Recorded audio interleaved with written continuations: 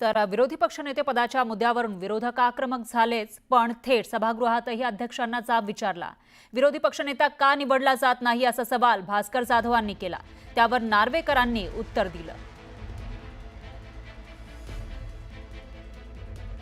त्यांना फक्त सांगतो, ही जी कार्यक्रम पत्रिका आहे त्या कार्यक्रम पत्रिकेमध्ये विधान परिषदेचा विरोधी पक्षनेता आहे, पण विधानसभेचा नाही।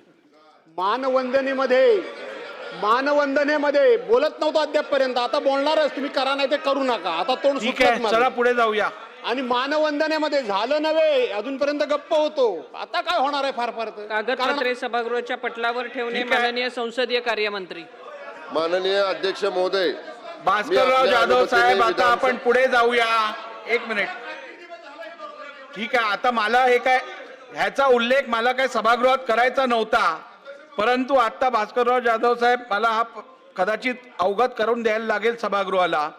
महाराष्ट्र विधानसभा ही 24 नोव्हेंबर 2024 ला अस्तित्वात आली।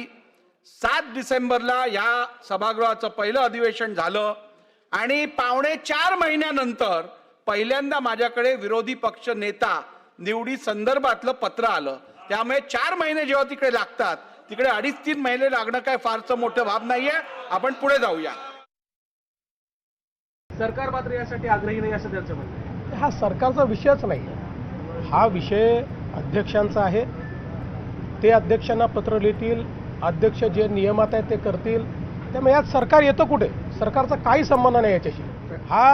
हा मुद्दा माननीय अध्यक्ष महोदय आणि ते जे काही विरोधी पक्ष त्यांच्यामध्ये आहे।